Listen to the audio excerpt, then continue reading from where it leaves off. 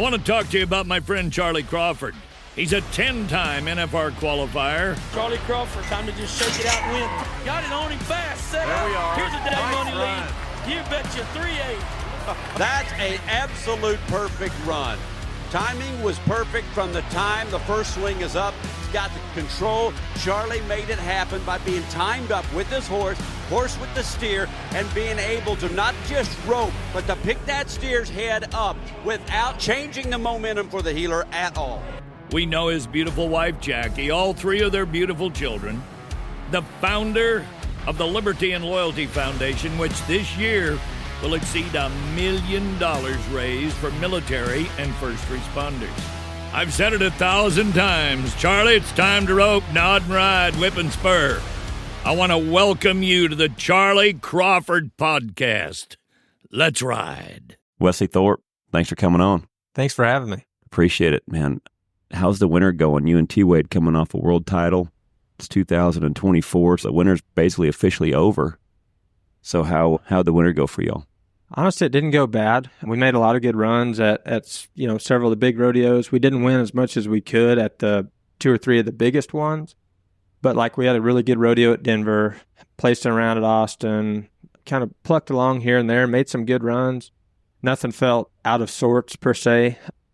Our run felt okay. I made a couple mistakes. Tyler made a couple mistakes, and it's kind of how rodeo is. I mean, it's sometimes that happens at the biggest ones, and you just have to, take what you can and ride the storm and wait for the next big one. But I think we've got 30,001. We're 12th.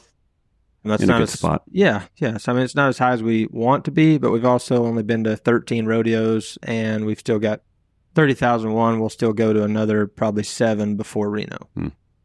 What horses you been riding? Ray J, I've seen where you've been riding him a lot at the NFR. That's your black horse, correct? Yes, sir. That's a good horse. Where'd that horse come from, and what do you feel like that horse does for your roping?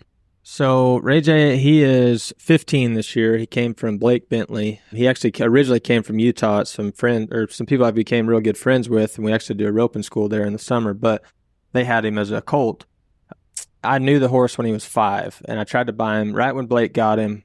I actually saw him, asked about buying him. We made a deal. He was going to bring him over for me to try the next day, and he said, "Hey man, I don't know if I could come." I said, "Okay, no problem." So anyway, 5 years I hounded Blake Bentley on buying this horse, and finally one day he calls me and says, "Hey, I'm got some things going. I've started working. I don't have as much time. I think I'd consider selling him." And I immediately that day went and picked him up.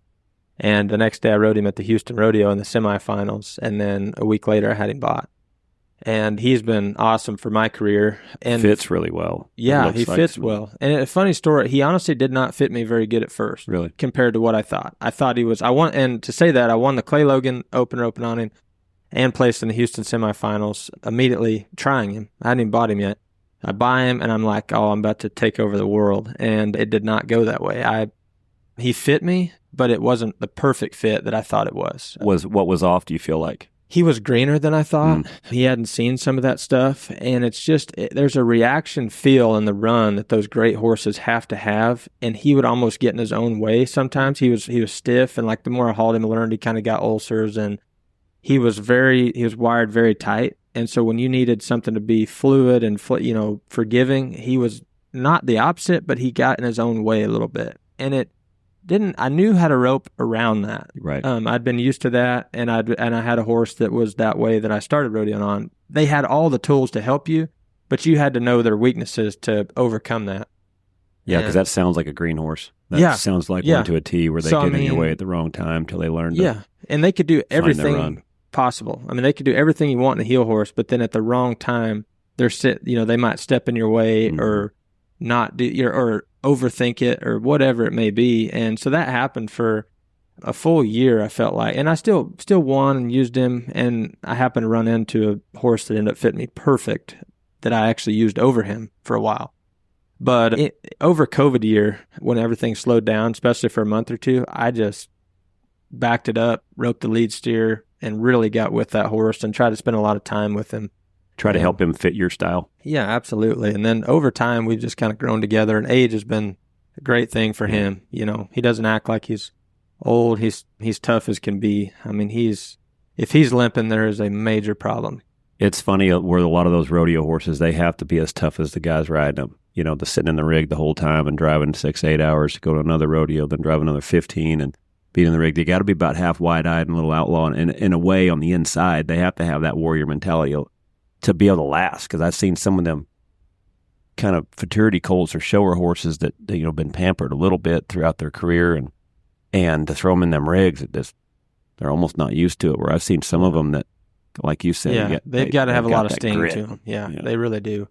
Now, do you have some other horses coming along? I've seen where you got one from Driggs and Colin Von On. It looked like a real nice horse. Yeah, he's a cool horse. He's 11. We call him Mabel. But my kids are trying to overtake him right now. They both take turns on riding him. He's such a cool horse because he fits, he's so gentle. But he's been a cool asset. This fall, the horse I was rodeoing on at the end of the summer fall, I called Juice. He got hurt. And when he got hurt, I kind of needed a replacement because I was really wanting to take some heat off my black. I had a couple of nice horses that were doing well, but I would still call them green. Not that they are very green, but I would call them.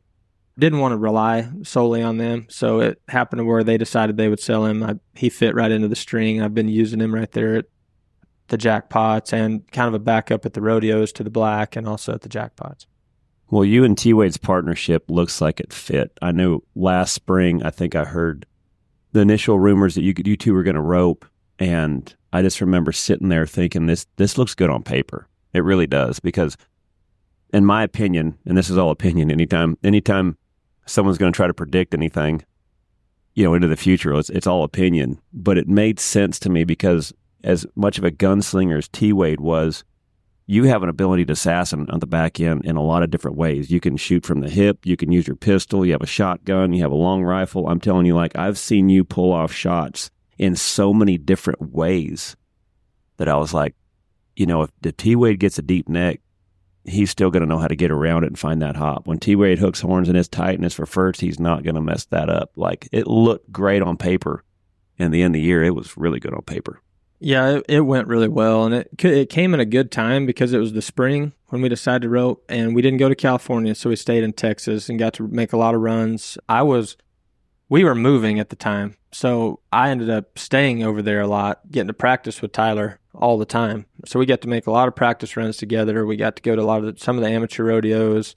There were some UPRA jackpots, CPRA jackpots, and we just got to make a lot of runs and get on the same page. And Tyler, we have jackpotted a bunch in the past together for several years, second and third partners.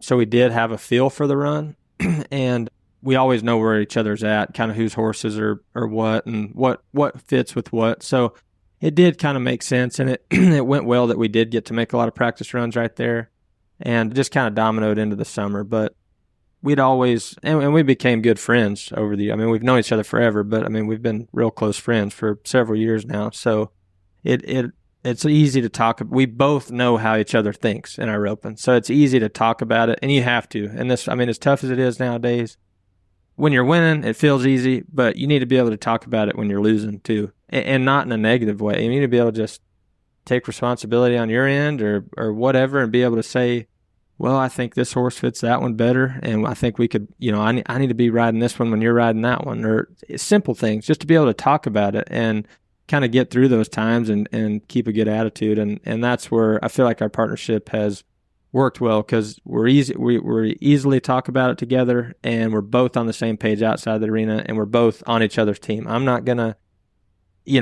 he gets one around the neck, jerks him down. I'm not going to run over there and tell everybody how bad the handle was. Mm-hmm. How'd you do? I missed a steer. If he misses 6 in a row, I'm not going to go tell everybody, well, why are you guys not winning out there? Well, my partner's been throwing it in the air on 6 in a row. No. You're on the same team. And you got to be that way, because I've seen the alternative, and it doesn't work very well. I heard one thing that I thought fit your guys' relationship was they said Thorp was the quarterback and T-Wade is the towel boy. That's coming straight from T-Wade. I called him last night. I said, I need to talk about your guys' run. I need to talk about all the stuff. How'd the summer go? How did this partnership fit? And I knew when I talked to T-Wade, I'm going to get some pretty light, humorous response on some stuff. He goes, ask him about him being the quarterback and me being the dang towel boy. Yeah. No, that's a pretty good one in itself. But we actually have. He cracks me up, man. No, there's. I can't wait to get him on this podcast. Oh, Let you the whole need to. world see how funny this guy truly is. He's pretty witty. Yeah, it's awesome. Yeah, that one cracked me up. No, he labeled himself the towel boy. But there's actually a funny story if we got time. Oh yeah, nothing but time. Yeah, we're pulling out of the parking lot at this Love's truck stop last summer, and we're in the bus, and it's me, Tanner, T. Wade, and Patrick. And this guy comes... Tanner Thomason, Patrick Smith. Yes, Tanner and Patrick. And there's a guy come running from 100 yards away, it looked like, and he's flagging us down. And I'm like, I don't know. Maybe we should go. And then he gets a little closer, and I'm waiting on traffic to come by anyway, so I can't pull out. And Wade's like, roll the window up and go. And I'm like, well, let's see what he wants. So, I mean, we're high enough up, he can't get... Anyway, he rolls it down there, and he said, are you Wesley Thorp? And I said, yes, sir. He said, you got Patrick in there with you? I said, yeah, he's right here. He says, all right. He said, we're going to come over and watch you boys. And Tyler and Tanner are sitting right there. And they said, yeah, we're just the steer pullers. We're just there to push. Yeah, we haul these heelers around so we can pull their steers. Exactly. That's awesome. It was kind of funny. Yeah, that's hilarious. You found a fan of heelers. Yeah, he was a heeler fan. So that's what we need.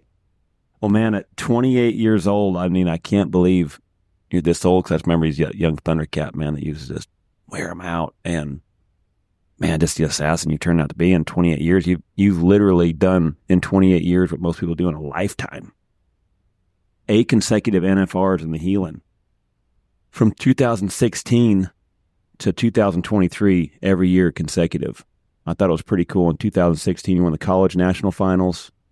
Did you win the BFI that year also? I won the BFI. Won the college finals later, and then drove straight there to Reno and won the BFI. And then won the BFI and then made the NFR that year. The next year, you won the college finals again, correct? That's correct. In 2017, yes. And then drove to Reno and then won the rodeo. Won the Reno rodeo, yeah. When you light them up, you just keep it rolling. I love it. 2-time world champion heeler in the PRCA. In 2019, you were the national finals average title champion and also won the world that year with Cody Snow. That's correct. And last year was a good year. Last year, it was a little bit different last year because there was an element of speed last year because you and T. Wade in the 8th round tied the world record. Can we watch that video? Yeah, you bet. I love this run. Peter joined us. In the heat of the championship battle right now, guys. So 8th round, Wade hooks at the line, and you come with it when ready for it out of the switch. Tied the world record, the PRCA world record. Talk to me about that run.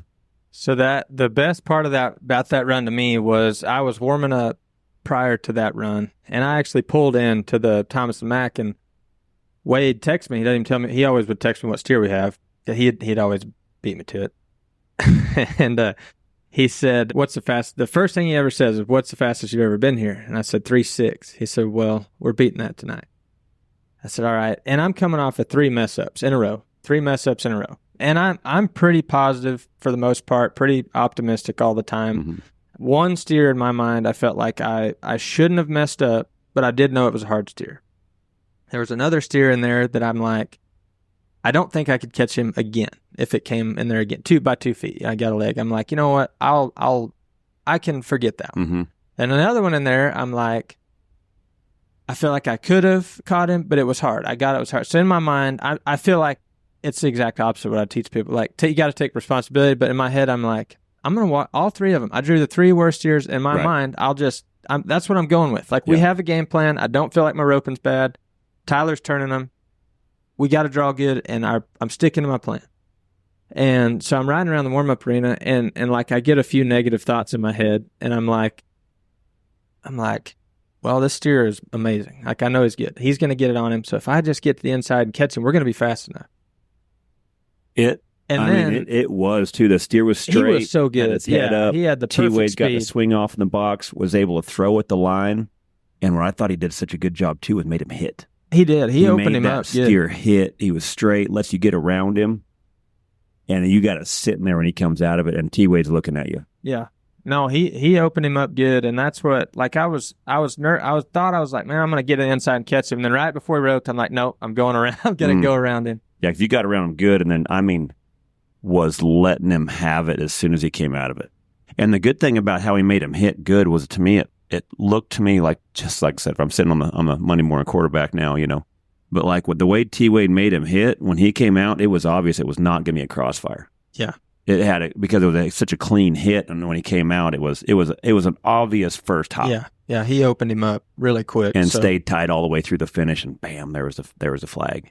Oh, it happened. It came together fast, which that head horse does finish. That's one thing on both those horses we finish good together normally. So I agree.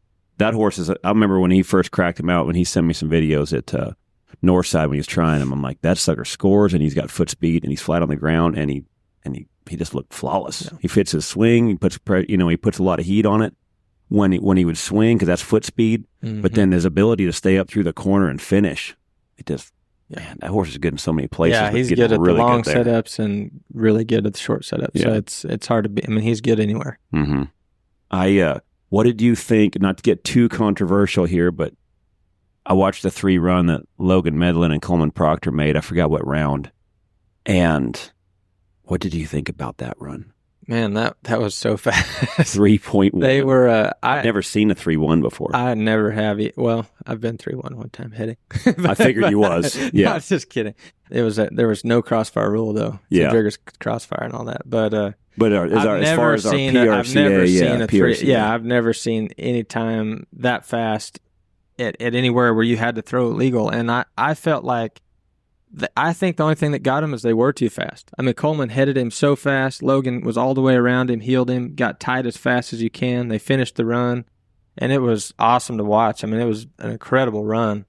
And I just think, that's what I said. The only thing that got him, I think they were just too fast. I think their time was too fast. You're probably right. I mean, it was that's the hard part about that first hop, because it's so, it's so on the line. Yeah. But I know Driggs that steer hit super fast too. He hit real short hops, and sometimes the flaggers can't tell that. They're on the right side, and sometimes they can't see. The heel horse block the flagger on that. Block. Yeah, they got blocked there all day. But which I don't even know if he. I think he just looked where he turned loose, and I mean he might have missed those 2 short hops that got him legal. So positioning hurt them there. I know that Caleb Driggers is now the PRCA team roping director, and he's been doing a good job, it looks like, trying to get everything. I've seen where he's got some rule changes in there finally. So I think that was implemented in the 90s. Yeah, it was a long time ago, and at least finally Driggs is able to get in there now and at least try to recode it a little bit to make it easier. Do you feel like it's gotten there a little? Or do you feel like it's a little bit better? Is it on its way to get better? What do you feel like the crossfire rule is? Because it's one of the most controversial things right now in team. It is. And I think it's honestly, which Driggers does a phenomenal job as a team roping director. I mean, he hustles his butt off, and that job doesn't pay near enough to put in that much. I can't imagine. No. And especially try to win the world. Oh my and gosh. do everything he does. Yeah. That's his very integrity. That's his integrity. Yeah. It's like, you know what, I'm going to make this better. Yeah, he knows he has a chance to make impact. And he's doing a great job with steers and coordinating. But as far as this rule goes, I think the rule has gotten changed, and I think should be for the better. But until it gets trained properly and correctly, it's going to be hard. And that's anything you do, no matter how you change it, how you tweak it. It's got to be trained in a way that it's understood, and that hasn't happened yet. And it almost happened about a year ago, and some things got shut down. It's back on the table now. They're going through a training program. They're going to try to get it to where they're understanding it. Last summer got pretty tricky because those rodeos, there was a lot of them barriers set up pretty short in the summer, and then the rodeos got fast. And there was guys crossfiring, and then it's almost like some of the judges didn't have the confidence to what it was, so they were kind of letting them go. Right. And I went to Tremont in Utah and went and watched Slack. I went out there and see Jackie and kids, and that one was tough. Yeah, I watched it and I was like, man, this has gotten different than when I remembered it. And still trying to find that eye for it. Yeah, and honestly, I think the judges got a little frustrated and kind of were like, you know what? They probably didn't have the confidence. To get a bullseye on the back. I mean, they didn't have the confidence, so they pretty much all let it go. And sometimes you saw, you didn't see very many get flagged out last summer. I mean, there might have been a couple, and it was a little bit random, but when I seen Logan, I was like, golly, for what I'd seen so far. Yeah, that year, based off, and that's the biggest problem is consistency. Yeah. You got to figure out, however you skin the cat, it's got to be consistent.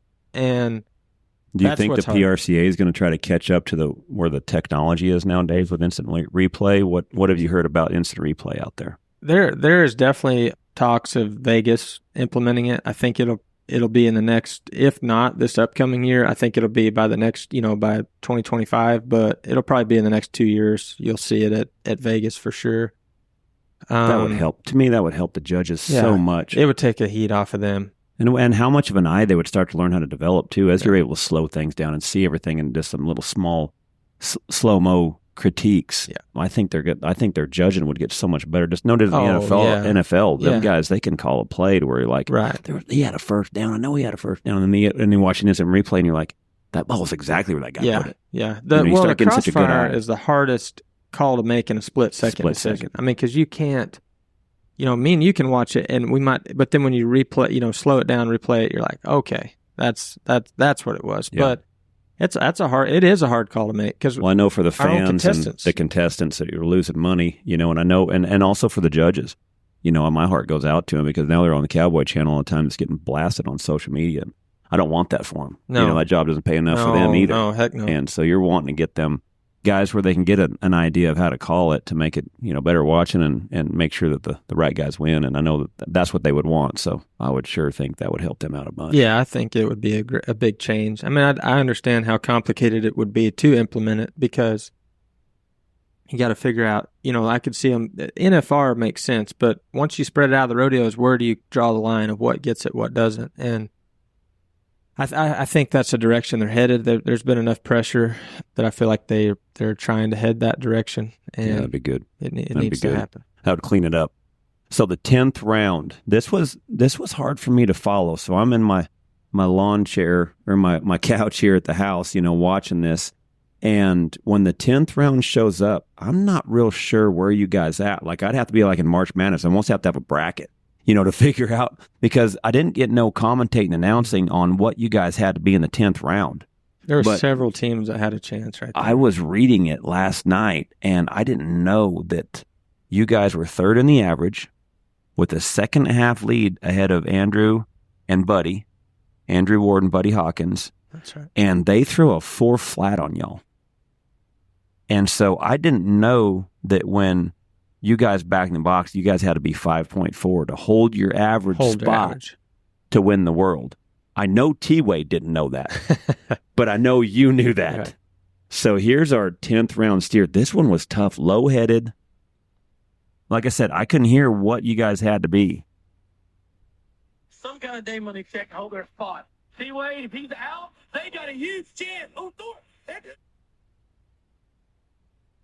I'm telling you what, like, when that steer stepped, he was away from you. There wasn't really a shot there. I mean, that was going to be a tough shot where he rolled around you. We knew you he had to get too. one more in there, and then that's where T-Way did a good job of finding room. He kept pressure on his head the whole way. Yeah, and that too. Got finished. Mm-hmm. Yeah, he kept pressure on his head. Because right here, you hadn't got to flag it, and this sucker's trying to squiggle away. He's trying to pull a leg. No, he is. He kept everything tight, moving, and I love this run, because this is like the dream scenario of being able to 10th round cleans, like, sharp run, win the world. I mean, you can't, the way the average pays and everything, it's hardly, to win the world before the 10th round is almost impossible. If you miss that 10th one and somebody wins the average check and you drop that far, they could win the round and the average. So it's hard to almost sew it up. So, like, that's a dream scenario to be able to, smooth run right here to win the world. And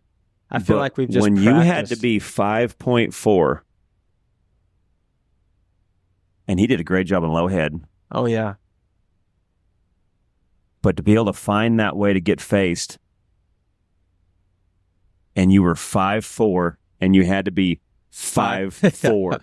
Yeah. That is, whoo. Yeah. That's nail biting. Yeah. I seen you, when you got done, I seen you put your hand in the air, and I was like, oh, you You knew exactly what you had to be.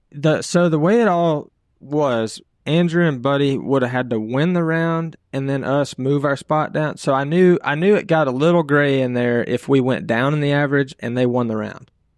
Think that would have done it. But I knew when they went, they didn't go fast enough to win the round. They were about third. So I'm like, I think we had one spot to lose in the average, but I was like, I know for sure if we hold our spot, we win it. Yeah.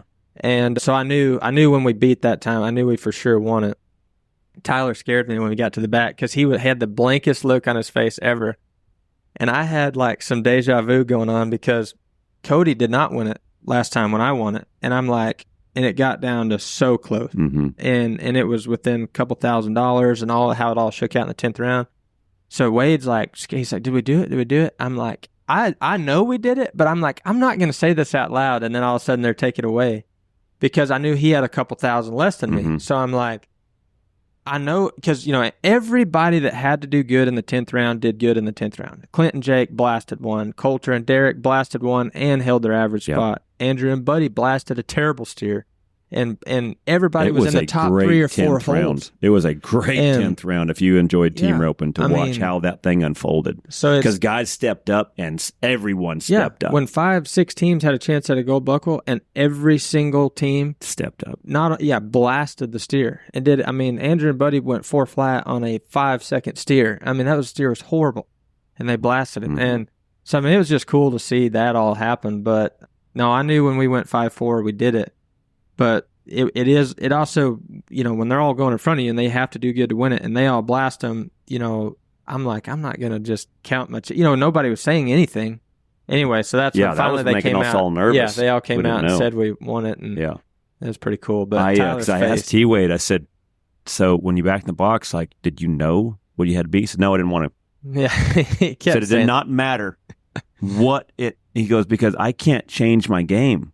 He says, I know if I rope aggressive like I rope, I'm going to do good. And he said, so I'm not changing anything. And I thought, he did. He roped his game and he was smart, extremely smart. We knew he came left. Tough steer. Yeah, we knew he came left. And like he's told me, he's like, I don't want to, he said, I'm not going to go at him, like try to be crazy. He said, I just want to take an aggressive start and rope him. Yeah. Like, and low-headed. Right there. Yeah, he was low-headed. And wanting to suck his legs out. I'd have bought that steer just to eat him. That's no kidding. I wouldn't have been feeding that sucker at all. I'd have fed my family with him. I'd have ate him, man. No kidding. I'd hate him soon.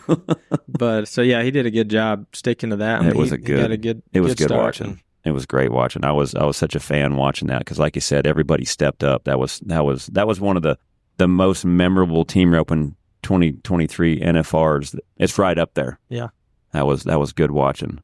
Well, Thorp, you're such a team player. I don't know how to explain all this and stuff for everyone following, but you've always had such a great attitude. To me, it's one of the things that I think that has made you such a winner. But every time I've been around you, every time that I've roped with you, every time that I've seen you at a jackpot rodeo, you're always talking good about your partner. You're always team play. How's the best way to get there? Your head's always in the game. And to me, that's been such of the reasons I think that made you such a winner.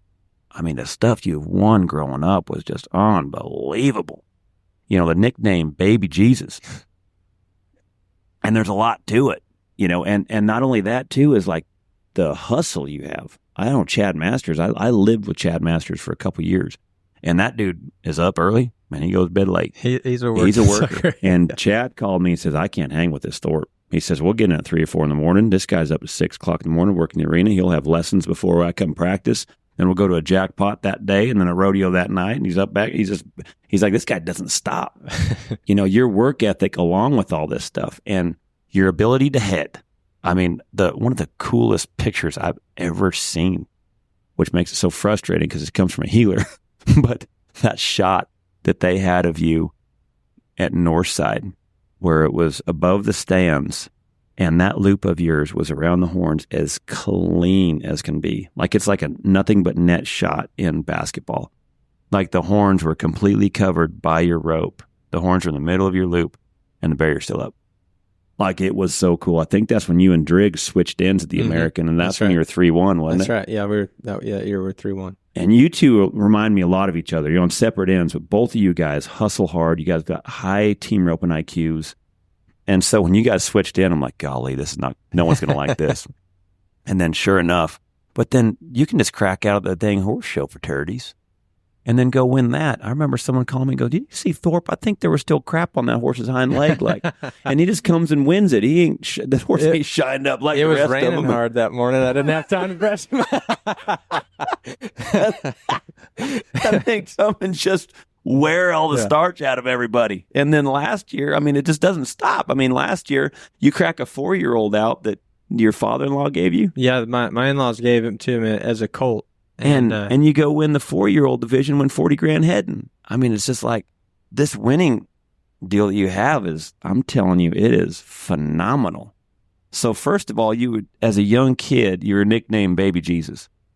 How did that start? Because I remember hearing it in this kid that could walk on water. So how did that nickname start? There was a group of guys that were older than me, maybe around college age, and I guess they were all joking about how everywhere they looked up, I'd won something, whether it was an older man or a girl or a kid or whoever I was winning with. And they said, he can just pull anybody out of the woodworks and win with them, so he must be Baby Jesus. So that kind of stuck, and they used to call me all the time. I hadn't heard it as much anymore, but you'll hear it get brought up randomly. Somebody will have heard it and bring it up, but that was kind of how it started. But there was a lot to it.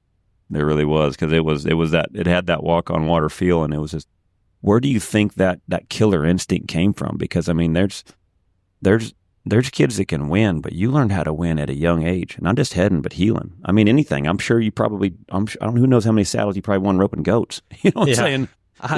Where did this all come from? How did it get started? I had a really good start at a young age as a kid. Like my granddad had a really, really good fundamental swing.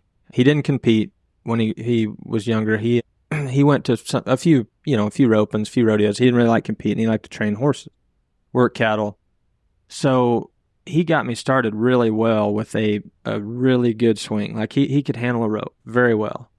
And looking back, and not only with the rope, he was a very good horseman, really good. I mean, he was good with the horse. I mean, he might ride a hackamore on every single thing he had, but with his left hand, he could get a horse doing anything. He was real good with his feet and his hand, real quiet. And my dad was almost the opposite as far as, training mode. He wanted to compete. So he was always pushing to go compete, and my granddad wanted to train. So I had, and they probably didn't get along the best. So I would spend time with one of them to get work on the training. And I did not, when I got to where I was old enough to compete, 9, 10 years old, I cared nothing for training. As far as that didn't interest me. I did it and I learned it, but it was like, get me out of here. I want to go win something. I want to go rope. And anyway, it was just really cool looking back because it's allowed me to ride a lot of different horses. I rode a lot of young horses at a young age, learned how to get by on them, learned how to, I was seasoning a horse at junior rodeos sometimes, and I'm not saying that's the best way to do it either, but because I did have some that were good horses, but it just seemed like I rode a lot of different horses at a young age, and that was just how it was. And then my dad wanted to compete, so when I started going, he would go to as many team ropes as I wanted to go to. So I had a really good foundation with a rope handling foundation, horse foundation of using my left hand, my feet, riding, spent a lot of time doing that. Then it transitioned into competing. And then once I went to compete, like I just got the itch. Like I wanted to get, like I would find every best numbered roper at every level and bug them a month out to where they couldn't say no. And once I got a taste, and like that's all I wanted to do. I mean, where do you think that taste and where do you think that itch came from? Did you win something that sparked that, or was this just something you've always had a passion for? You feel like I won. I won a few. I won some checks when I was 9 and 10 at the Coors Ropings and stuff. Nothing crazy, but definitely won some checks. I thought it was cool to be like independent, like for me to be a 11 or 12-year-old kid and like be able to go buy my own burger if I wanted to. Like I thought that was pretty fun. So, and it honestly started out like that because when I got to be that age, and looking back, my dad told me one time when I was 9 years old, and I thought he was dead serious. So to this day, I thought he was true, but I don't think he truly, was. Anyway, he told me, he said, I'm going to pay your fees at your first 5 rodeos, and after that, you're on your own. Well, I'm like, golly, I better take this to heart. So anyway, I pretty much paid my own way as far as that went. He helped me getting started jackpotting some. I think there's a lot to that. Yeah. If you really think about it, and the fact of, I think it's great for a lot of kids to learn how to win and to kind of not have that pressure. But I think there comes a certain time to where you better learn how to handle that pressure. You got to learn how to handle it. Because you'll start thinking about Yeah. what you're doing a heck of a lot more when you're invested Yeah. in it, as opposed to a free, Right. Basically a free roll at it. No, that's right. And my dad, I'll touch on how important my granddad were, because he never said anything negative around me, to me, competing, nothing. Like, he never once. I could have missed for him high call for $100,000, and I mean, he'd have patted me on the back, said, "Man, we got so close."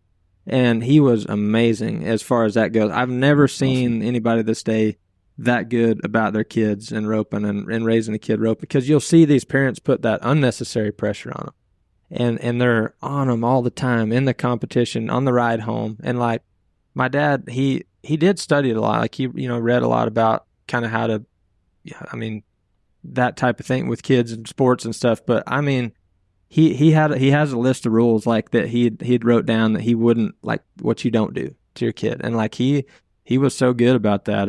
He never got on. The only time he would get on to me is if I threw a fit. Amen. And if I threw a fit, or if I made, if I wanted to get onto my horse when I messed up, or I wanted to, be sour about it or say something negative, I would get in trouble. And he wouldn't hold back on that. Like, I love that. I was in trouble. I love that line. But That's it was a great line only, to draw. Yeah. It was only, I never had to worry about missing. I could have missed every steer at the whole jackpot, and I'd have never got in trouble. As long as you were trying. Mm-hmm. Yeah. And he never, And he told me, like, when I first started getting ready to go, he said, "I'll match your effort. Whatever effort you put in, I'll try to match it."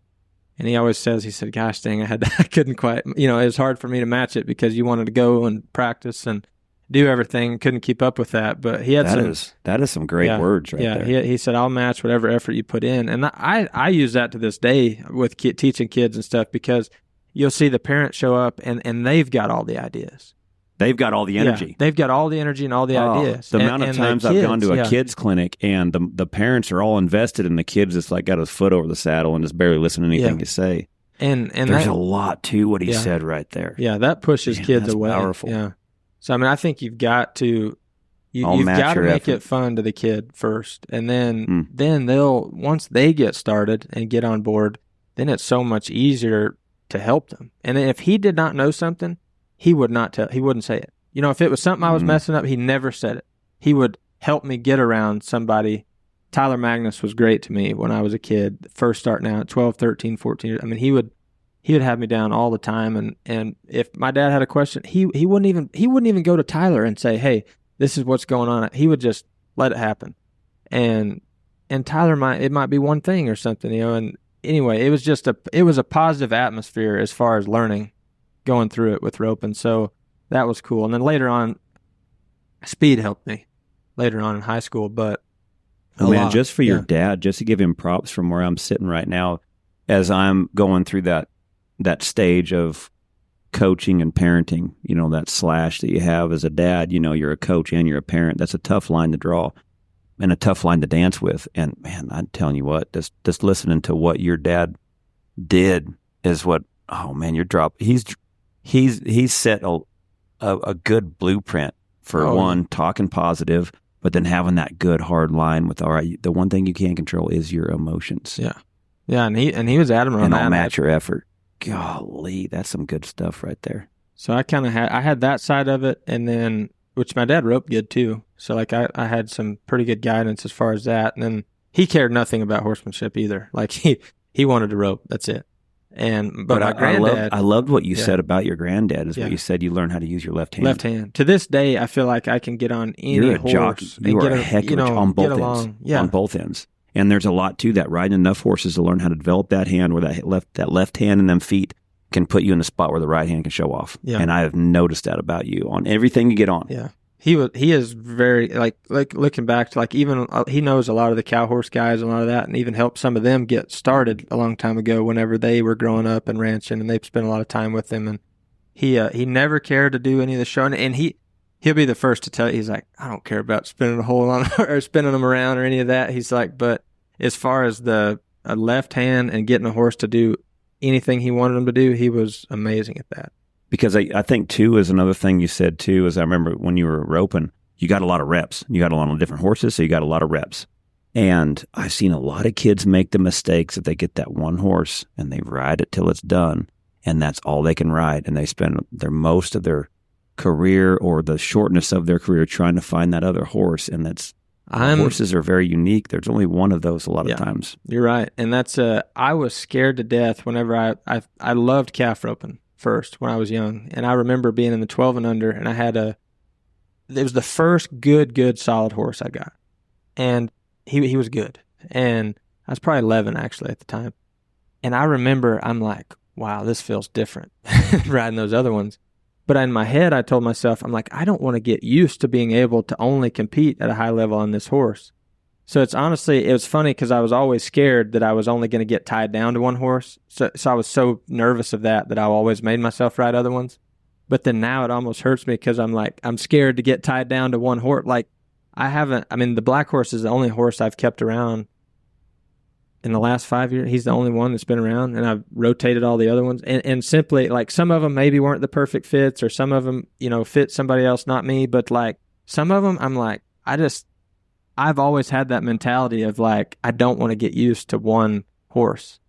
And it's probably not the best thing at this point. Like now, we're doing what we do. Like, we need to get the very best one we can, and don't you keep him forever. But it's kind of funny because that started at a young age of like, I did not want to be tied down to only being able to compete on one horse. That makes sense because I've seen you being able to jump on a lot of different horses throughout your career. And also one thing I did notice was how well developed your left hand was to be able to put you in a spot to win on both ends.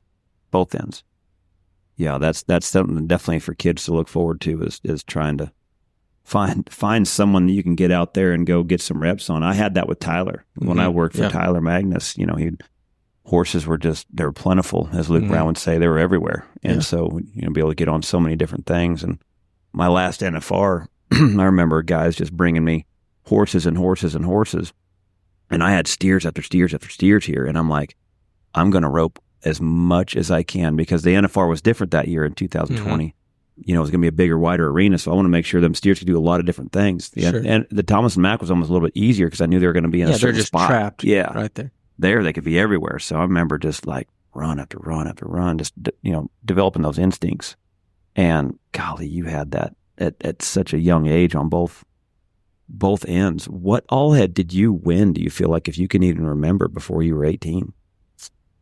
There had to be trucks. There had to be trailers. The first big thing I won a truck when I was 12, and then I won a trailer that next winter when I was 13. I guess I was 12. Yeah, maybe I was about to turn, or just to turn 13 or something. And I won won a trailer, and then my dad and I won the Sweetest Loop that year. I believe I think I was 13. We won the 11, paid like $20,000 a man. And then I did well at some, a lot of just the USTRCs throughout the year and stuff when I was younger. And then, because that was the place where a lot of kids got their feet wet. Yeah. They had USTRC. There was always like one big one a month you could go to. It'd be Abilene, like, I don't know if I went to Wichita Falls much, but like Stephenville. There, you could always find one of those. And so I'd go there. I had some luck there. I was 14 the first time I won a big check at the U.S. Finals, and I won the 11. I placed in the 13 shootout, placed in the 12 prelim, placed in the 12 shootout, won the 11, placed in the 11 prelim, placed in the 11 shootout. I won like $78,000. My horse fell down in the short go of the 10 shootout to have a chance to win second. That would have been over 100 anyway. But I won about $78,000. I remember hearing about it that year. Yeah. Like, I think that they were starting to have a meeting of the minds of the young Thundercat that is lighting them up and everything. And the funny thing about that is I'd heard of Brady Norman. And, I knew he was young. He was younger than me, a couple years younger. And I'd seen him winning he won in trucks and all this stuff at 11. I'd heard, I was like, man, I'd heard he had a high number, like higher than me. And anyway, I'm like, well, I hadn't seen him in a while. Like, maybe he's still the same that I thought he was or whatever. Well, I remember getting there, the most deflating thing to this day ever. And I always thought, like, we drove in to what, like, the open was that morning, so we got there the night of the 15 shootout. I started roping the next day. And I'm like, pulling in, I'm like, we'll go up there to watch the 15 shootout short round. He's high call back and wins first. He's 13 years old. He was 8 healer, or he was a 7+ at the time. I was like a 6. And he's 2 years younger than me, wins the 15 shootout, and then he cleans them throughout the week. So I won 78,000. I'm 14 years old. And I'm like, I'm so far behind this kid, it's not even funny. Because he won the higher numbered ropings. He won the higher numbered ropings. And like, I'm not even roping in the 15 yet. I mean, kind of, maybe 1 or 2 a year at the right situation. Like, so he was kind of your marker. Like, he was the one like you were aiming at. There's not, which looking back, I still don't think there's as good a kid healer as he was when he was that age. But it's unbelievable. I had a podcast the other day with D-Lo, and her and Jackie, they have red markers on each other. Because D-Lo she had a great winter. She won Fort Worth. She won San Antonio, set arena records at all these different places, Austin. And Jackie kept saying, I'm aiming for you. She's like, if I win Houston, I'm aiming for you. And then Jackie wins Houston. And then now it's reversed. Now D-Lo is saying, hey, you see this red dot? I just want you to know you should be able to feel this red dot because I'm aiming for you. And the winners, they do. They always look up. They always look at who that person is. I remember Larry Bird and Magic Johnson.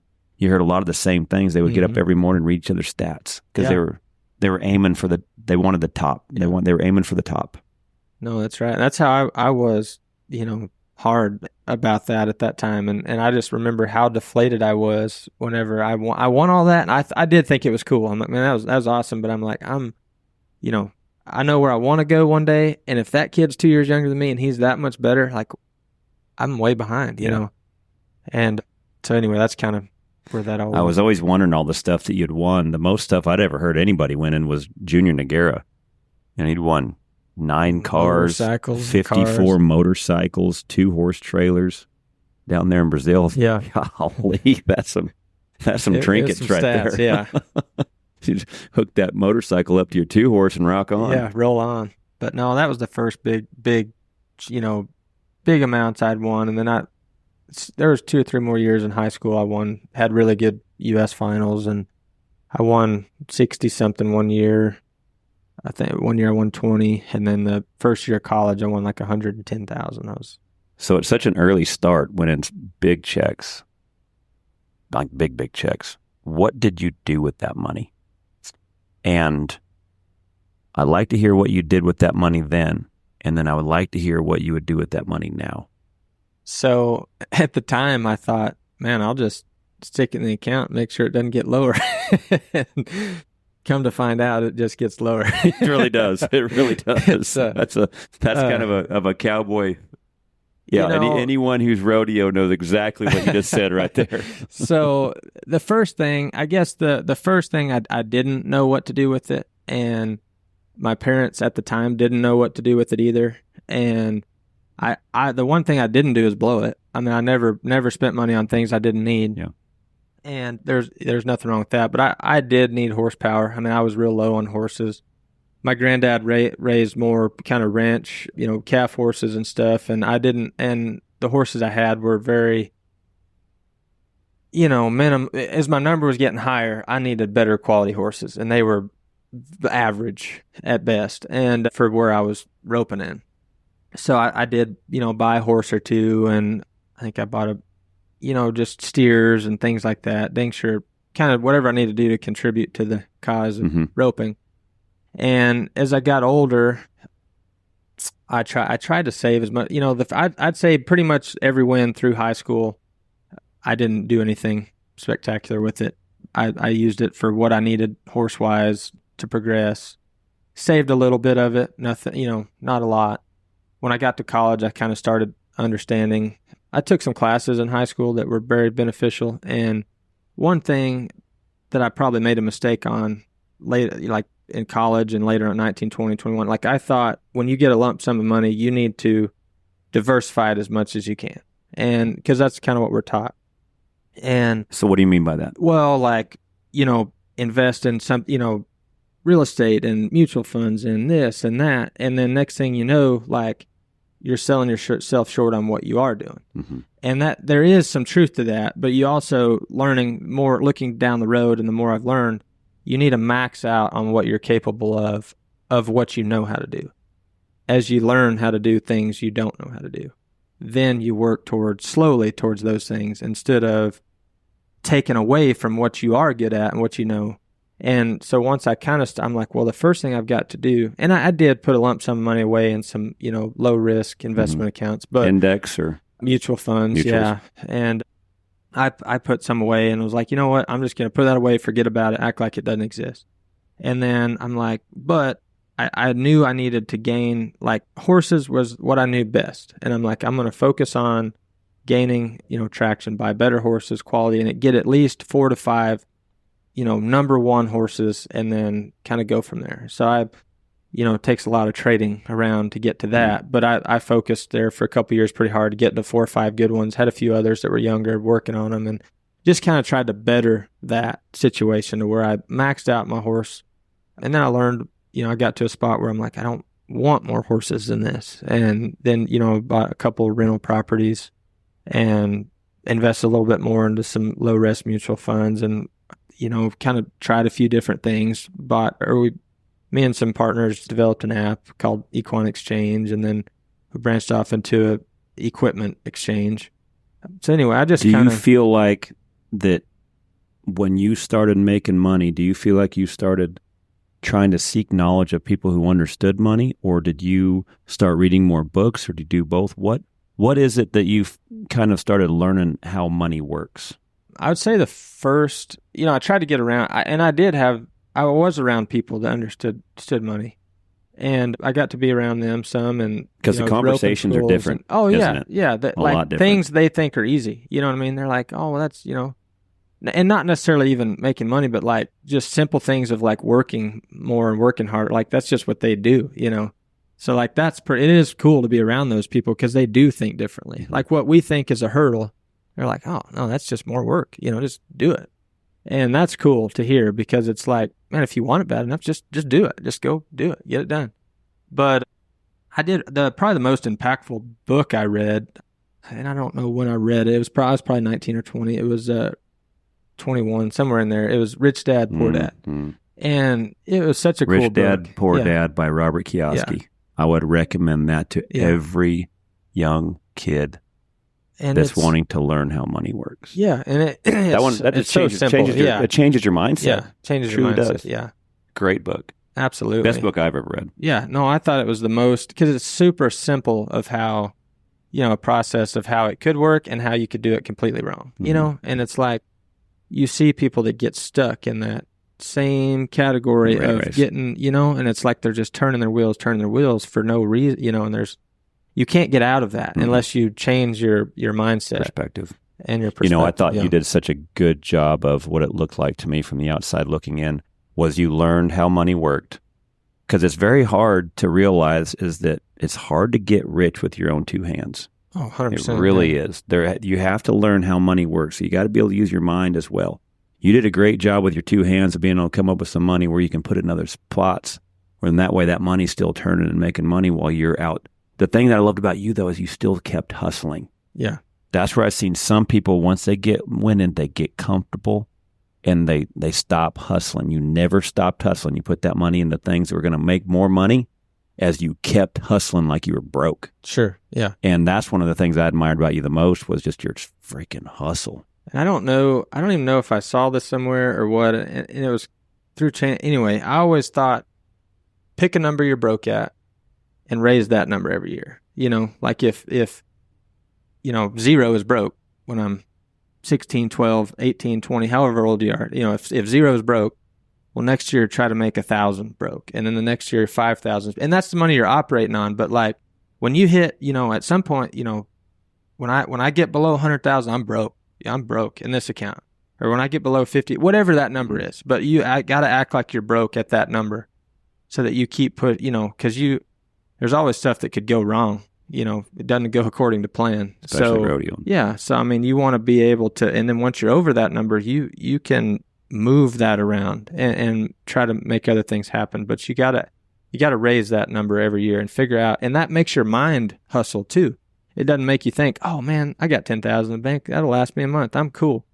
That never works, because then your truck breaks down, you lose the 10,000, you're done. You're back to zero again.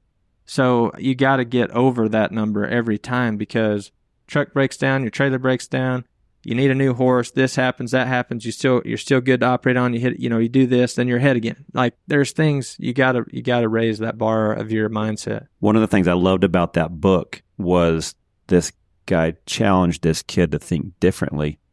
And he started thinking, okay, what do you want? Say this kid wanted a new bike. All right. Instead of saying, we can't afford it, and shuts off all creativity, this other dad said, how are you going to do it? Yeah. And that was powerful, because when you say, how are you going to do it? Now you're sparking creativity. Now you're sparking something in your mind like, okay, if I'm able to do this, if I'm able to do that, I can get some extra money where I go buy that bike. Instead of, we ain't got the money. Right. Which shuts everything down. Right. This kid had to start getting creative on how he was going to do it. And I see that in you. You're always looking for things like holes in the market or something like that where you could fill a void in that market. Your creativity is always moving. That part of that book really struck me, was when he said how. Yeah. Especially if you're talking to your kids. Well, your How are you subconscious gonna do is immediately always thinking, and then you might be driving down the road and bam, it clicks. You're like, wow, you could go about it that way. Then you could anyway. It just kind of gets you thinking, how to get it done instead of it's impossible. Because and that's another thing. 10 years from now, it seems out of reach. But if you start making those small steps, well, in 10 years you're there. Versus if you don't think you can, well, you're going to be in the same spot you are in 10 more years. Yeah, rodeoing from money to money is never going to go long term. One of the things I loved that you did when I had Corey Kuntz on, I always ask questions to the fans or on my social media, because I love to hear their perspective. If we're trying to get a podcast that people want to listen to, I want to know a lot of the things they want to listen to. Well, I loved one of the things that you had asked Corey Kuntz was, if you went back to your 20-year-old self, what would you tell your 20-year-old self? And when we had Corey on that podcast, he said, learn about money. Yeah. I didn't know anything about money. That era back then, it's almost like you were once you win, you're always going to win. And never think anything more than like where you're at that point in time. And you at 28 is so far light years ahead of what a lot of cowboys knew back then. And I love the fact that you're able to actually bring that up on this podcast for some young kid listening, is because the PRCA has no retirement. Right. You're in charge of you. Sure. No one's coming to save your ass. Right. You better learn how to save your own ass. Right. And learning how, even though that stuff doesn't sound cool. Sure. It sounds a lot cooler at the end, though. Yeah, yeah. It sounds a It'll lot pay cooler off at one the end day. when you're financially free and you're able to do a lot of stuff for your kids and things like that. It's not that we're out here to get rich. We just don't want to be. I think most cowboys don't want to be told what to do. Yeah. Oh, That's yeah, why for we're sure. doing what we're Yeah. doing. Yeah. And so to be able to have that even after you rodeo, that financial freedom, to me, that's what I think that a lot of kids would love to hear, is how to develop that. And you're just dropping some great wisdom. That was one of my biggest goals, is because I had always heard you can't make a living rodeoing. And even like my granddad, from what he knew, he thought you couldn't. My dad probably didn't know one way or the other. He just thought he just liked to rope. So it was always my goal to be able to prove that you could make a living roping. And like, it's been better for me than I ever thought it could be. But I just think that it's the mindset more than anything of how you go about it and what you're wanting out of it and what you're willing to put into it. But 2 feet got me. Yeah. 2 feet was where it started. Your hands made you the money, but you learned how to make that money your two hands made. There's a lot more to it than, absolutely. I truly believe that you need some t-shirts made. I really do. Or a banner. I definitely want this as a quote. When I get my podcast deal, whenever I get this, to where it's financially making enough money where I have my own little studio here at the house, I want this quote and you sign it underneath. Tell me your hard money quote. I love this quote. I always say the hard money's hard. You better get the easy money. The hard money's hard to get, so you better get all the easy money you can. So explain that. So throughout the year, there's, a huge percentage of the rodeos are one headers, then there's two headers, then there's tournament styles, and there's short goes. And throughout that whole process, it's just a whole game of how you play it. And the one headers, you got to go at them, and they're tough. I mean, the steers might be a little uneven, the bear might be long, and you still got to be 4.6 to get a check, or 4.9 or 4.4. Anyway, it's tough. So that's what I call the hard money. That's the hard money. Could not agree more. And there's not very much what I would call easy money because it's all relatively hard, but you might be... Because there's so many one-hitters. Yeah, there's so many one-hitters, but you might be third high call at Reno. Mm-hmm. You might be last out in the semis at San Antonio. You might be third, last out in the third round of your bracket at Houston. And in all those scenarios, 8 flat to take the lead at Reno, it's falling apart. Or clean run advances you at San Antonio, or... You're last out at Houston, 4.9s winning the round, 5 flat second, 7.7s winning third, and all you need is a third place or better to advance. Like, you've got to learn how to get all that, what I would call easy money. That has to be considered easy money. And a lot of times and I'm picking on young hitters probably, but young hitters get into the game, they get their fair share of the hard money. They can throw from the back of the box, catch their 20, 30, 50, 60%, whatever it is throughout the year. And that's enough. I mean, 50% of the hard money is enough. But if you learn how to get that, okay, they back you in a corner, you've already blasted 2 at Reno, you got to catch that short round steer. Or your high call at Reno, Driggers goes 4.9 in front of you, you got to go 5 flat on a medium steer or 7 flat to take second. Learn how to be 6.5. And that right there differentiates a lasting career as a young hitter or not breaking through and being able to make a career out of it, in my opinion. I've never heard it explained that great. That is the greatest explanation I've ever heard. A lot of us kind of know, that stuff when you've gotten mature and you learn how to win. But how you just explained it there was as good as I've ever heard it. That's phenomenal, because it is the hard money, those one-hitters. Because I remember when I was rodeoing, that's what I was told everyone. Like, when you would go to these one-hitters, there might be 150 teams. And at that point in time, they're only paying 10 monies. So usually a 4 flat won it, and usually a 4-5 won 10th. Yeah, that'd be last. Yeah. And everything that you're dissecting is in that 10th of a second. Mm-hmm. Because if you didn't get finished good and you were 4-6, that cost you thousands of dollars when you could have been 4-3 if you'd have finished better. Most of the guys throw at the line pretty good. So after that is now what do you do with your left-handed feet to be able to get that steer set up where your heeler can throw as he can get dallied and not lose, leg or slip a dally to where you can face on that tight rope. And usually if you hit on all cylinders, now, okay, did the draw take you out? Because if the draw took you out, you can't do nothing about that. Right. If you nailed the start, hooked that sucker as tight as can be, and heeler rope first hop, and you faced on a tight rope and you were 4-7, and the other guys beat you on a little bit better steer, you literally have to learn how to be okay with that. And but when you drew the good one and you were 4-7, now it's time to, okay, where were those mistakes? What can I do better? Is this a recurring problem, or is this it just didn't hit that day? Well, you nailed it a second ago too. Like, you do have to be okay with making a good smooth run, and the guys that threw at the line beat you and you won 7th out of 10th and still got your check, because they will give you some easy money even at the one. Now the holes do pay, there'll be 15 holes.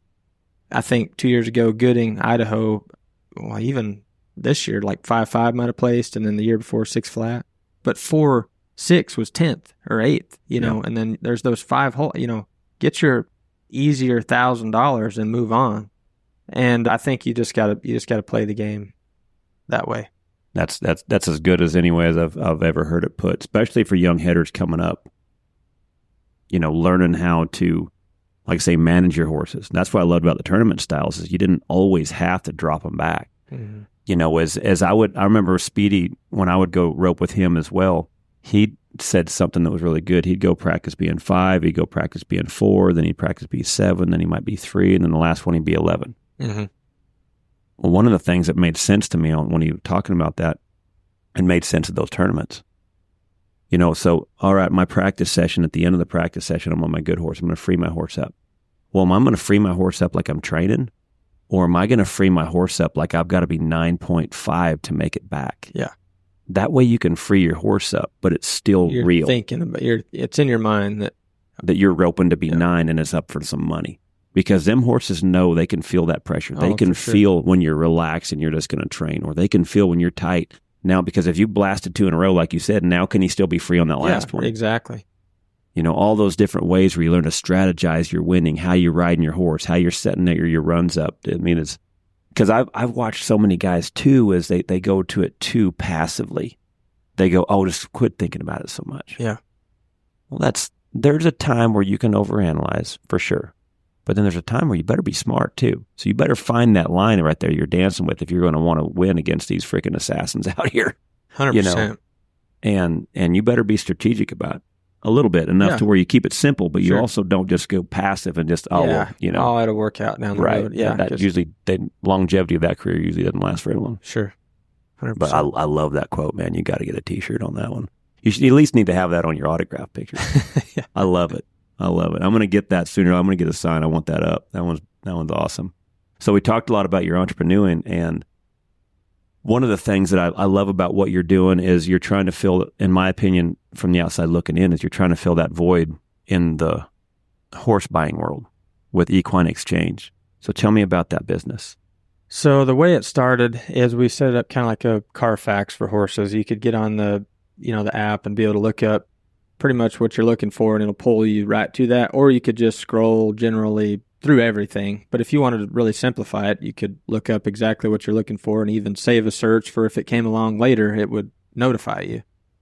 But, and the goal is to, people would put in where they're going, and then you could see the team numbers or what they're at. And that was how it got started. And I think the horse market is, the team roping's growing and barrel racing's growing, and every aspect of the industry seems to be, they're breeding more horses than ever.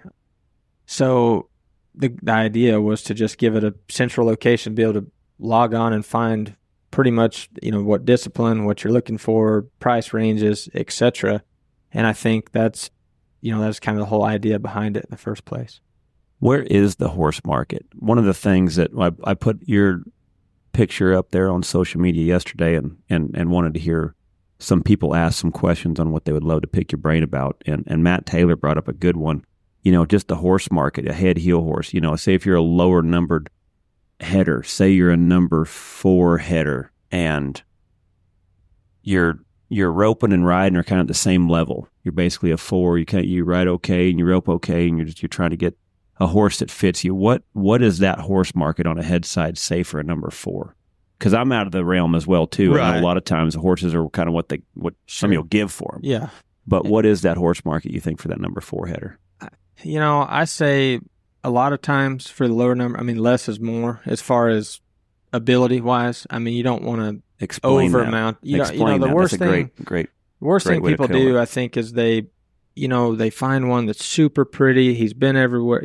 Somebody's got him. He's got all these buttons and he looks awesome, but he might need to be for a 6 or a 7 or an 8. And he cost $75,000 and he's super pretty, and they'll stretch it and do that. And that's if it fits them, because some horses could be phenomenal and do everything. Just like the Mabel horse I was talking about. My 4-year-old can go rope the lead steer on him and he never gets out of shape. And that horse would be way over that. But some horses can do that. But in a general rule, I would say that, a good, honest, solid head horse that was, they don't have to be barn burners for a 4. I would get something that, you could leave off for a month and takes care of them when they get back on them. They're not going to buck them off. Especially for the working class. They're not going to be in their hand. Because you've got, in the wintertime, you have an hour, maybe 2 to rope, maybe sometimes less. Mm-hmm. Long winters, and now spring pops back out. I could not agree more. And I think it something comes that down, does not get them in a bind. Horse trying comes down to convenience, really. If you have a lot of time and you're not in a hurry and you got 6 months to find this type of horse and you're no time crunch at all and you're going to go deal with some people and try some horses and work it all out, you might could find that horse from 20 to 30,000. No problem. And it might take you 6 months. It might take you 6 days, but he might even find one for 15 out there that a rancher had that he quit roping and just needs to get rid of him or something. But if you're wanting to find that horse in a split second and need him by the end of the week, like that horse might cost you might go find the perfect one. It might cost you 40 or 50. But I would say, if you had all the time in the world to find him and you're not overly, looks don't matter as much. I mean, 20 to 30,000 should fit, a number 4 header. What do you think that a 4 header to a 4E header that works for a living, 40, he's probably in his 40s, 50s. What do you think that guy should be looking for in a head horse? What do you think those qualities should be because a lot of guys, they want to know what to look for as right. well. What would you recommend for a guy that's works 5 days a week? And I think when you ride them around, 9 to 5. You don't want them pulling on you. When you get on them and you want them to be able to kind of go move them around how you want. I'm not saying they have to be the brokest horse in the world. Like they don't have to be overly broke, but they at least need to listen to you when you pull them around and not, run through your hand and pull on you. Warming them up shouldn't be a eventful process, It should. From a guy who does 40-some clinics a year, I know exactly what you're talking about in that scenario. Yeah, the warming up part shouldn't be it shouldn't be an eventful process. Yeah, it should be relatively smooth. But, Roger that. And then the box shouldn't be an issue. I think totally you should. Agree with that. And I've seen bomb-proof horses turn into horses that look like they didn't know how to get in the box if their reins way shorter on the left and the right reins longer, pulling them their head to the left and things like that. And their feet are shaking. Yeah, their feet are, but it is a general rule, if you're a 4 and 5 head, the box just shouldn't be a problem. They should be able to walk around there and feel, that might be alert in your hand. They might be paying attention and feel like they're there, but I mean, they shouldn't be, popping up a lot on you and wiggling around. And I mean, you should be able to have light pressure and have a pretty confident horse in there. Is what I think. And I would recommend a lot of riders, as well as you're a 4 to 4E in that bracket of what we're talking about, is really try to learn to ride with your legs confidently. Is because what I've seen so much, and just what I've been doing here lately in all the clinics, is seeing so many riders, because the box is where all the anxiety is. The box is where all the pressure is. And so when guys are just so focused on winning, and they're just, right there, well, then that horse can feel that. And that's where I've seen so many horses are like, what the heck just happened to that horse? That horse never does that. Yeah. And sometimes the rider will have so much energy and anxiety in there that the horse is almost like, what the crap is that on top of my back? Well, if they can feel a fly on its ass, they can feel your emotions. Yeah. Learning how to hand, control a lot of times they start pulling on them the whole way in there and they get, real tense. And like, there's not a lot of horses that can take a ton of, just constant pressure. Like that's what he was always good about. Anytime you give him a chance to release them. Yep. You should never pull on them unless you're, if you're pulling on them, they better be doing something. Like, it's better, it's light pressure if you want them to do a little bit, but if you're pulling on them, they better be doing something, running backwards if you're pulling on them that hard. But, give them a release every chance you can. And I think I agree with that. I think there's a lot to that. What about the young kid that's a number 3 to a beginner who's just getting started? What do you think the best horse is for that kid that's on his way up, that's beginner or kind of a 3, starting to go to some jackpots? What age and what type of horse do you think that kid needs?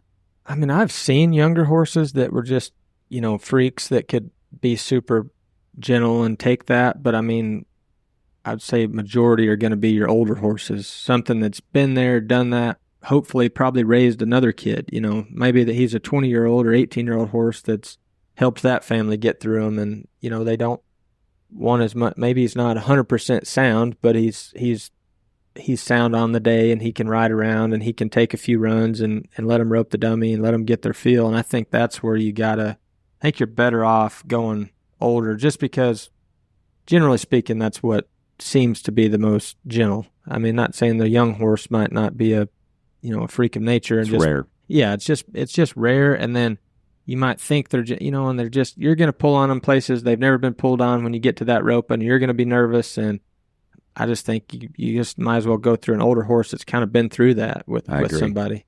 I've seen so many young kids get so frustrated at roping because they've been put on a horse that's not leading them, because if you're a young green rider, you don't know how to lead. You don't know how to lead with your hands. Right. So you're trying to get something experienced enough where they can kind of help you learn those leadership skills. And for a young kid that doesn't know leadership skills on a horse, and a horse that doesn't know how not to be led, it's a recipe for disaster. I've seen a lot of times. Yeah, So and the last thing you want want to do, is ruin their confidence. I mean, or get them hurt. Yeah, you won't want to get them hurt, and that just leads to, bad experience all around. So, I mean, I think that the safer the better. And if you can't do it slow, Tyler Magnus used to always say, if you can't do it slow, you're not going to do it fast. Mm-hmm. So couldn't agree you more. better have a lot of control going slow so that you have some control going fast. Yeah, just like the military guys, we go out shooting, slow is smooth. Yeah. Smooth is fast. So how do we find your Equine Exchange? Where is it located? So you can download the Equine Exchange app on the Apple Store and download it right there. We also have some auctions scheduled here and there about every 6 weeks. You can download the Equine Exchange auction app or the Equine Exchange app, either one, and you'll be able to find it and get registered and look for horses as well. Awesome. And then what other businesses online do you have? We started an equipment exchange in the fall, and we've had 3 sales now. We sell farm and ranch equipment, some oil field equipment. We've sold arena equipment. It's pretty much anything, trucks, tractors, trailers. It's pretty much anything along the lines of some drags. Farm and ranch and roping. Yep. I love farm, ranch, roping. I love it. Yeah. That helps fill a lot of voids for being able to locate things, especially arena drags. Yeah. No, we've had, if a guy is not always looking for a brand new one and trying to find something that still works, that's a good outlet to go find them. Same with tractors. Yeah, we've had some drags on there. We've sold several tractors, some hay equipment.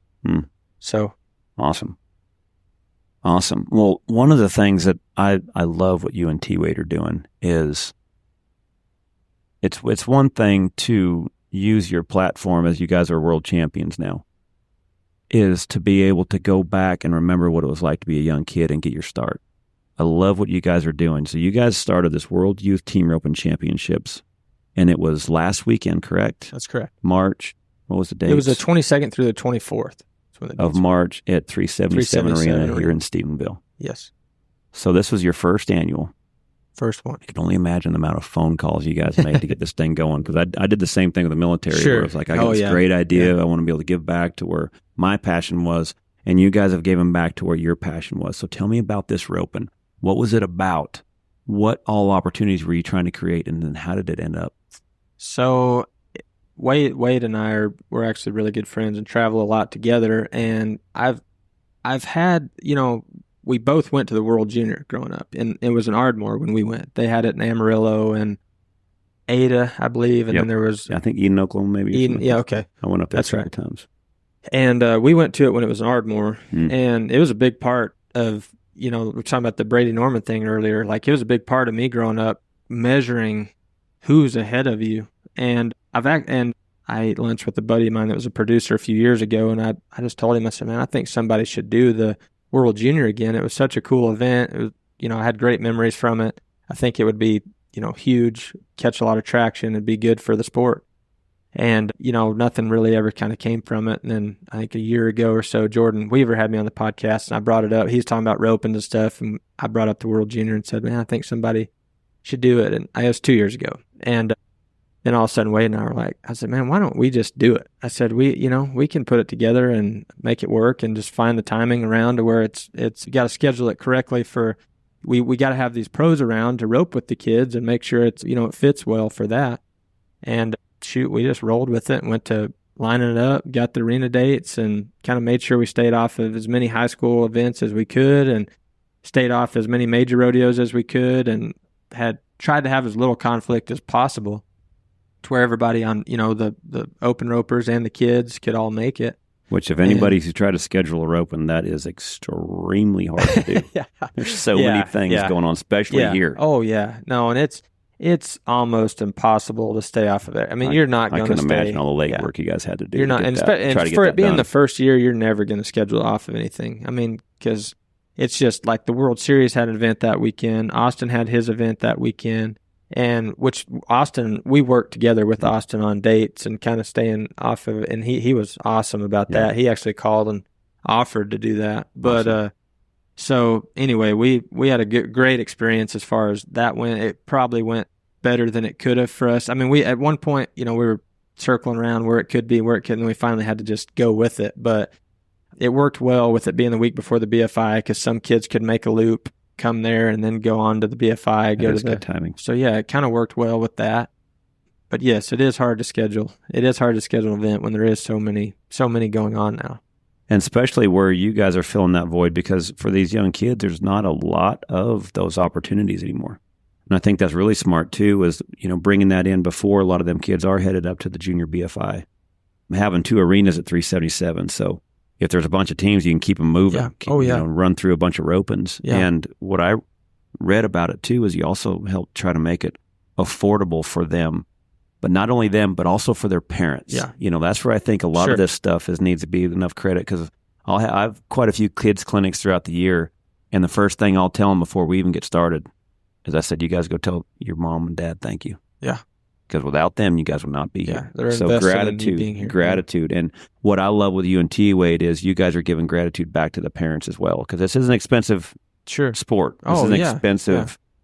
I wouldn't call it a hobby because you can make money at it, but this is it's an expensive passion. Sure. No doubt about it. And that was our goal. We tried to get it to a point where, they could rope a lot of times and not break the bank and hopefully win something at the end of the day. But it worked pretty well. I mean, I know steer prices are high. Everything's kind of high right now. So, I mean, you don't see many $25 jackpots anymore or even $50 jackpots anymore. So we tried to kind of stay as low as we could with making it work as far as the... Because a $75 entry fee these days with the price of cattle and arena, that's you're going to be relying on a lot of sponsor money to help make up that gap. Absolutely. Because you're seeing $15, $16 per run every time the gate opens a lot of times, especially for these bigger events and stuff. You're seeing that, So what were a lot of the sponsorship opportunities you were trying to create for these kids? How did you feel like it ended up at the end of when the dust settled? So the goal was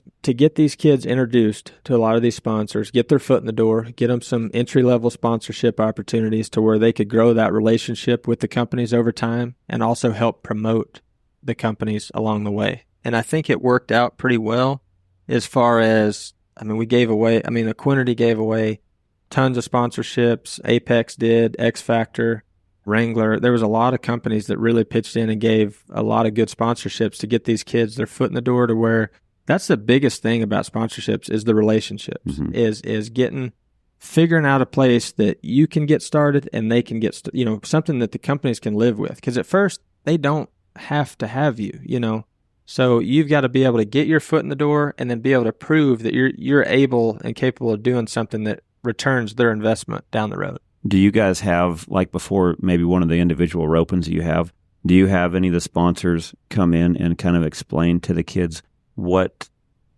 they're looking for in an endorsee, like as a company, like what they're looking for? That way they kind of have an idea a little bit of how to represent themselves, what their social media look like. Sure. And as what we did is we collected information of who earned what spots from the kids, and then that company will be responsible of setting the ground rules for what they expect. And then they have the chance to accept or decline, basically. But as the kid earns these different opportunities, they can, hash it out with the companies of what they're expected to do. That way, how they carry themselves, what they promote, what they believe in. That way it kind of starts to where if they're both on the same page, they can sign their contract and move along together. I love it.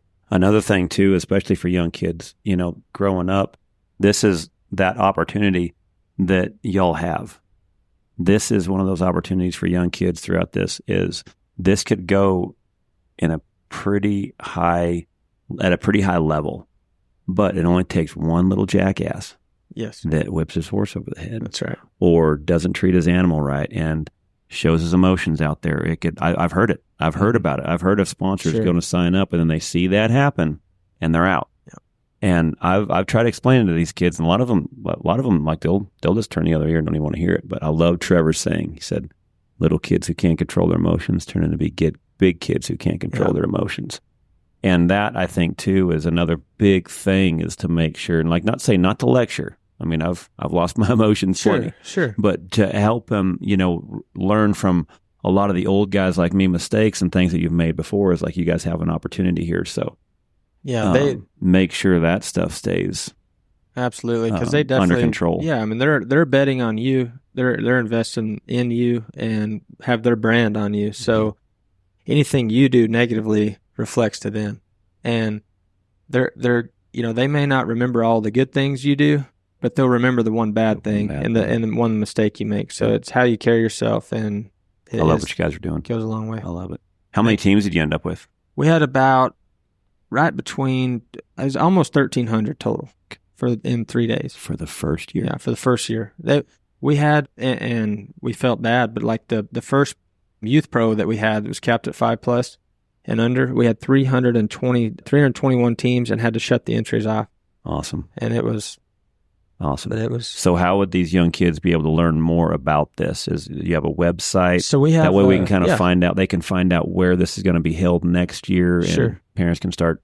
So planning we for have vacation. A Facebook page, World Youth Team Roping Championships, and mine and Tyler's personal Facebook pages as well will be keeping everybody in the loop on the dates and information for next year. We've already kind of figured out a few small, simple changes we want to make just to kind of make it better that we might add, but we'll be relaying as much information as we can down the road. That way everybody has a good in advance of what's to come.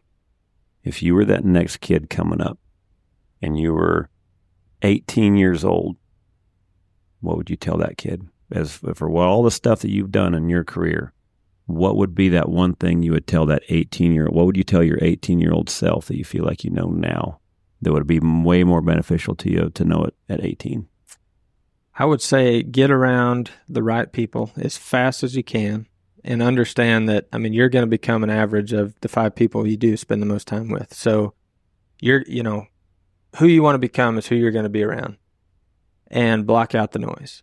There's a lot of negative noise. There's a lot of negative things you could be doing. There's a lot of things you could hear. It might be from family, somebody saying, oh, that's not a good idea, or that doesn't, if it's not somebody you would trade places with, block out the noise and keep moving. But you got to be able to stay hooked, spend time with yourself. Like, you got to spend time with yourself to what you want to do, what you want to get out of life, what you want to get out of what you're doing, because you see a lot of kids that they're just always around a group of buddies. They're always around, and they just have to be around a group of, well, then they're doing what the group of buddies are doing all the time. Like, you've got to be able to spend time alone with yourself and understand what you're wanting to get out of it and focus on what you're trying to do. But pay a lot of attention on who you're spending your time with. Man, that's good. It's really good.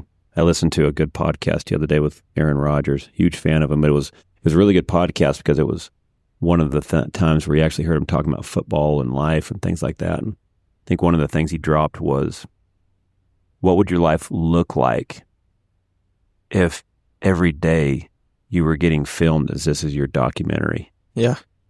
How would you hold yourself? How would you act if you knew every day you were getting filmed for your documentary? Would you speak differently? Would you do things differently? Would you do things when everyone could see it differently than when people can't see it? I thought it was pretty powerful stuff when you think about that, because you do spend a lot of times by yourself. Now, are you going to be able to act by yourself how you would want to as if you're in front of the crowd? Sure. Are you going to act in front of this group of people? Do you feel like this group of people is going to let you act like you would want to be, seen in a light of people? Sure. And that's one thing along those lines I always thought was cool, and I heard it somewhere, but there's, when you reflect on it, when you're 70 sitting in a rocking chair, like, looking back, what did you wish you would have done? Or what do you wish, like, what did you not try that you wish you would have tried? And I think that's pretty cool, like, looking back, like, just go do it. Go do everything you want to do, because you're going to get one shot at it. Yeah. Man, I truly enjoyed listening to your podcast. I've listened to you on the X Factor the other day just because I wanted to kind of get to know some of the stuff that you got going on the outside, and then also just love listening to your knowledge. Golly, for at 28, just the amount of winning and the attitude that you have, it's something that every kid should follow. I'm a huge fan. And so how does a guy follow you throughout the year? What's your social media? You have anything else right there to follow you on throughout the year? Wesley Thorp Professional Team Roper Facebook page, have an Instagram page, and I try to just keep updated as much as I can. Like, I'll put my runs on there. I'll put like the summer schedules I'll try to put on there and keep them updated. But I try to keep those as updated as I can. I don't do as good a job on the schedule sometimes, but I'll try to do better. Yeah, the schedules sometimes are hard because we all know how that can change, the trades and everything else. Yeah, short rounds. That is hard. Yeah. But well, man, I appreciate what you're doing. I appreciate what you're doing for the kids. I appreciate what you're doing for the industry, and just, man, it's been fun to watch well, the man you've become. Thank you. Thank you for coming on this podcast. You bet. Good luck this year.